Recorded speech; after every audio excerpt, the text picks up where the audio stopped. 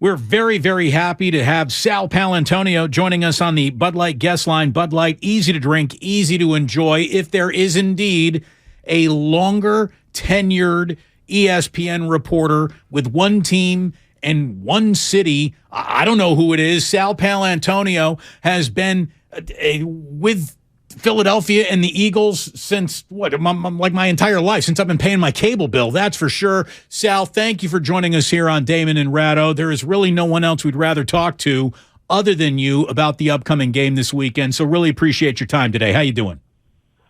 Damon, thank you for paying a cable bill. I love it. My pleasure. My pleasure. I hope it. I'm in the cable business, right? I got 3 daughters and 3 son-in-laws. And I'm like, none of these son-in-laws want to pay a cable bill. So I'm like, guys, I paid for your weddings. At least throw me a bone here. Pay for one cable bill. Sal Paolantonio with us here. And look, this is going to be a fascinating game, a truly, truly fascinating football game. What are your sources telling you about Jalen Hurts' injury? Are they masking this with Toradol and gumption, or is he really on the mend to the point where by this Sunday it's not going to affect how he plays at all? Because he was very good against the New York Giants. Can he do that again with his shoulder? Yeah, I think it's 99% gumption. I've been around him since he was drafted. He is an extremely hardcore young man, tough as they come, a grinder, son of a coach from Channelview, Texas. Has been through the ringer, Alabama, Oklahoma, drafted in the 2nd round, waited his turn, hurt his ankle last year in the wild card game. He's been through it all. He's, in my view, in 3 years, he's gone through about as much as any young quarterback could go through. Now he has come up with this sprained shoulder. And I think he proved last week against the Giants that it's not going to bother him. I have no indication, no reporting whatsoever that he re-aggravated it or re-injured it against the Giants. As a matter of fact, I think he's probably in better shape than he was a week ago. Is there a way on Sunday to tell just how bad the shoulder is, other than like just watching him throw? Is there the way he maybe protects it? I guess the simple question is there a tell that you could look for on Sunday to say, his shoulder's not right, or it's fine? There is a tell, for sure, and that is whether he's a willing participant in the run game. Because I don't think it's an issue with him throwing the football. I don't think it's ever really been that much of an issue with him throwing the football. It's just a matter of pain tolerance. And, he hit a 31-yarder on his first completion, and that was his longest completion since week 10. But he was a willing participant in the run game, and the Giants could taste that and feel that and smell that right from the beginning. So he had 6 called run plays for him, designed run plays for him in the first half. That was the most he's had in the first half all season long. And they were absolutely diabolical in their zone read run game against the Giants. No, this is not San Francisco. I get that. I understand that. But he was a willing participant in it. And they had 221 yards in zone read runs. That's the most they've had all year. That's the most that any NFL team this year has had in zone read runs. So they were pretty good running it. He was pretty good passing it. And I'm very interested to see how he protects it again. So he was obviously protecting it, no question, sliding early, getting out of bounds. But here's the real tell, Ray. Here's the real tell. He was landing specifically and deliberately on his left shoulder. So what Sirianni did in the week last week is he had 2 foam pads, and coaches would put him through drills where he was hit with a foam, like a Nerf bat, and try to dislodge the ball. And as they pushed him or he fell, he was torquing his body, turning his body, twisting his body, so he deliberately avoided landing on the right shoulder and landed on the left shoulder or on his buttocks or something. So it was deliberately focused on last week. Nick Sirianni told me that they're going to definitely focus on it this week, starting tomorrow. They had no practice today. And it's something that Sirianni got from Frank Reich when Reich had Andrew Luck. They would put him through the same paces, slide early, get out of bounds, don't invite contact. And then when you do get hit, twist your body so that you land on your left shoulder. Sal Paolantonio here on 95.7 The Game. It's great to have him. He is the king of Philadelphia media. And obviously we got 49ers and we got Eagles. As Sirianni and his coaching staff look at the 49ers, what's kept him up most this week? I would say three specific things.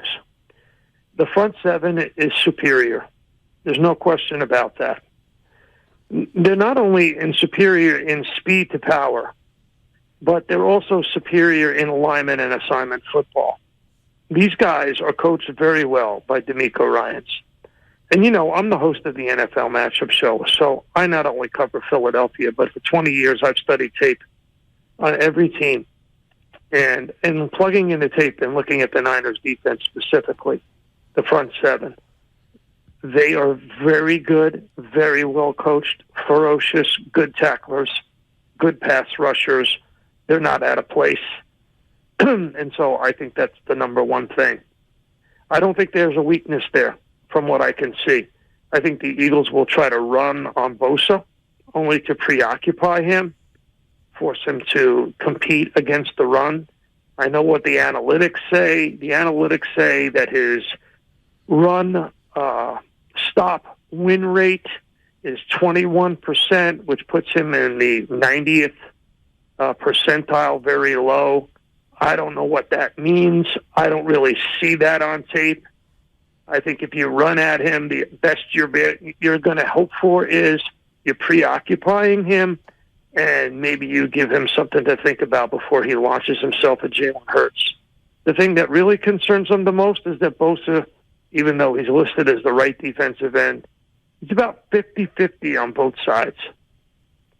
So they're going to try to figure out a tendency during their film study. They're not giving that away to me. What I see is a guy who just basically, lines up where he wants to, and the rest of the team follows what his lead is. That's what I see. Sal, what's keeping Kyle Shanahan up the most at night as he looks at the Eagles? I think it's the same thing that was the problem against the Cowboys. Remember when Erin Andrews did that talk back with Kevin Burkhardt during the broadcast?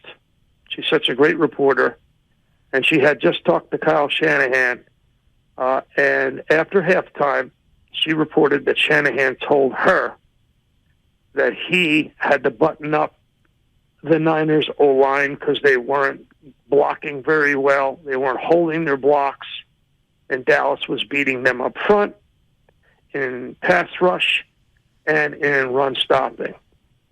So I would say if the Eagles have any advantage in this game, and I don't think they have much of an advantage, it's their ability to get after the offensive line of the Niners and get after Brock Purdy. This is a very, very good pass rush team with only 4 pass rushers. They led the league in getting after the quarterback with only rushing 4. That's problematic for anybody trying to throw the ball. So what you saw, and I studied it and went back because I looked at it when I was watching the game, and then I watched it again on tape. The Cowboys flushed Brock Purdy to his left a lot, and he wasn't comfortable there. He's very good and accurate on the run. Very good and accurate. Super impressed with Brock Purdy. Smart, accurate, decisive, but flush to his left, he was less than effective than he normally is. And I think that's the issue for the Niners in this game. Was there a game that you saw the Eagles play this year that you can draw on to say that looks like what they want to do against the 49ers? And conversely, is there a game the 49ers played that make you think that seems like the Eagles? I would say let's go with the conversely first. I would say the Monday night game, the loss against the Washington Commanders, the Eagles could not stop the run. Then Howie Roseman went out and got Linval Joseph and Sue, and their run defense was just unbelievably better, because Fletcher Cox, their best run stopper, could get off the field. He was averaging 70 and 80 snaps a week. Now he's half that, and he's fresher, and he looks fresher in the locker room. I saw him today. He was super happy about, how fresh his legs were, given that, he's basically in the bottom of the ninth of his career. So, if you're going to run on the Eagles, don't run up the middle. Run on the edges, and you can run on the edges on the Eagles. You can. So that's where Samuel comes in. That's where McCaffrey comes in. That's where Shanahan's brilliant designs come in. His ability for the quick pitches, and the deception that he uses with Samuel, very good. Another play that I really like is their tight end screen up the middle, where you see that little delay by Kittle, and then he leaks out between the A and the B gaps, and he's open. That'll give the Eagles problems, for sure. Definitely. Sal Paolantonio. Because it'll be a quick hit. Sal Pal from ESPN here on 95.7 The Game. As I've been putting together the tale of the tape and how these teams match up against each other, what the 49ers need to look out for, I think they need to, maybe more than anyone else, and this is because you're walking into Philadelphia with a rookie quarterback, I think Darius Slay might be the best player on this defense. How far away am I from the truth when I say that? Because I think Slay's a stud. He is. I think Hassan Reddick has had the best year of any of the defensive players, and he's playing at a super high level. His ranginess, his length, his strength. Talk about a guy from the speed to power quickly. He's done it from the left side. But Slay is very good. There's no question about it. He may be the best defensive player in pure instincts. For sure. I think for the Niners, the big issue is they haven't really faced a dual threat quarterback who can really run since week one. And Justin Fields was in his infant stages at that point. Right, and the game was being played in a lake as well. Yeah, it's not really a good comparison for a lot of different reasons. The Niners had zero offense at that juncture of the season. Fields was not really anywhere near fully developed. The conditions are terrible. It's week one. You don't really know what you got, right? But so the Niners, I don't know what the reporting's being done out there about who they're trying to use on the scout team to duplicate Hurts. But here's what I think, that Hurts has become really adept at sleight of hand. And the other thing is he's faster than you think. Now, he's not going to be able to show off this, he's got that gym rat strength where he's been able to, leg press 450, squat 500 in his college career. He can't do that in this game. Why? Because he can't lower his shoulder, lower the boom on anybody. So he loses that aspect, and that's a big aspect of how he runs the ball. But he's faster than you think. He's got really good ball handling skills. He's smart, knows the offense. He caught the Giants, in the switches many times on that zone read. I mean, it was just a thing of beauty to watch. So DeMeco Ryans better be coaching this group up on how to handle the dual threat of Jalen Hurts. This won't make any difference come Sunday, but I'm going to ask it now. Is there an NFC title game in your memory that seems to match two teams that have as little of a difference between them in so many areas? It almost looks like the Eagles and 49ers are basically figuring out a way to play each other. Is there a game in NFC history where you just look and go, Yeah, this is two teams that are exactly the same playing against each other. Wow, I'm going to go back to Niners, New York Giants. I mean, that to me it's comparable. Like the Kyle Williams fumble? Yeah. I mean, that's one. In recent memory for the Eagles, the Tampa Bay Bucks, when they closed down the vet, those two teams were really close in talent. And one quarterback didn't show up, and that was Donovan McNabb.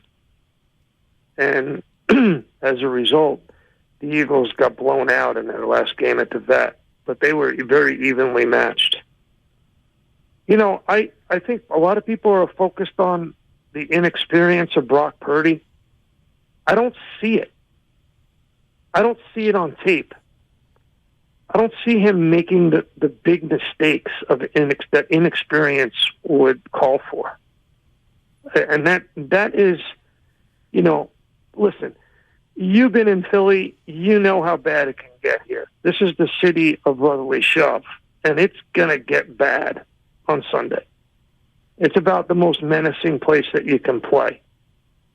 So, I don't know if you saw the quote from Rob Thompson, the Phillies manager. He was doing a luncheon.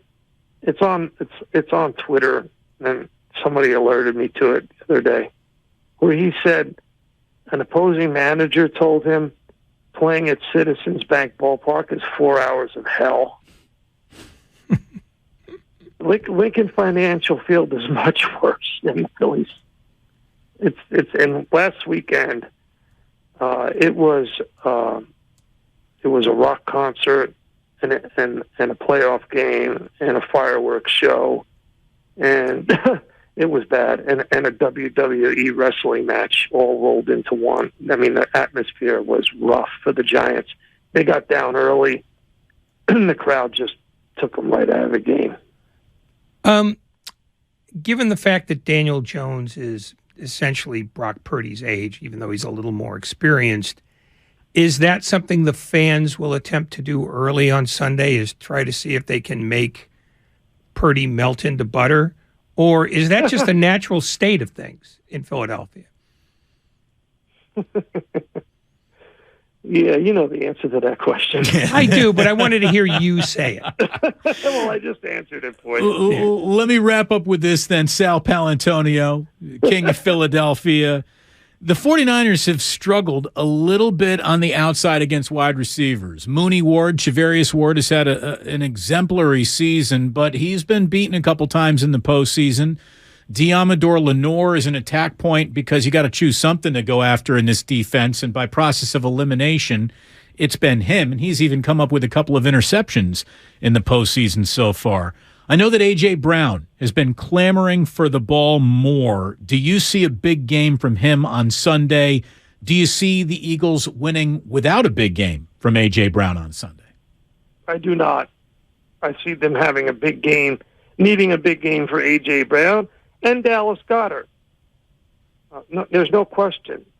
They'll do some over and under routes with Goddard and A.J. Brown. I mean, he's no question he was disappointed. I mean, I don't know why he would be. All right, so you had 6 targets and 3 catches, 22 yards, but your team just won. Jalen Hurts, your best friend, just won his first playoff game. Your best friend just won his first playoff game in a way that was a message, sent a message. You demoralized the New York Giants, 38-7. I mean, it's just a bad optic to go to the sideline and have an animated conversation. It was 5 minutes left in the fourth quarter. It was 31-7 at that point. Right, things are going well. Calm down. Yeah. I mean, of course. And, Nick Sirianni acknowledged that. I'm not speaking out of turn here. Nick Sirianni acknowledged that on Monday. He acknowledged that A.J. Brown was a little frustrated. Now, we talked to A.J. Brown at his locker today, and he said, no, that's not me. I don't want to cause a commotion and a distraction and all that other stuff. And then when I talked to him after the the group of reporters left, he said, "I'm good. I'm okay. I'm good." So they'll be throwing the ball early and often. It's telling that Sirianni, who uses metaphors and messaging at the bully pulpit and has all year long, especially with T-shirts, had a T-shirt that said "Dynamic Duo" on it today. Devontae Smith and A.J. Brown. There you go. Say it with a T-shirt, boys and girls. Not a bad idea. Sal Paolantonio, there is no one else we would have rather talked to. Thank you so much for joining us today. We really, truly appreciate your time. It was my pleasure.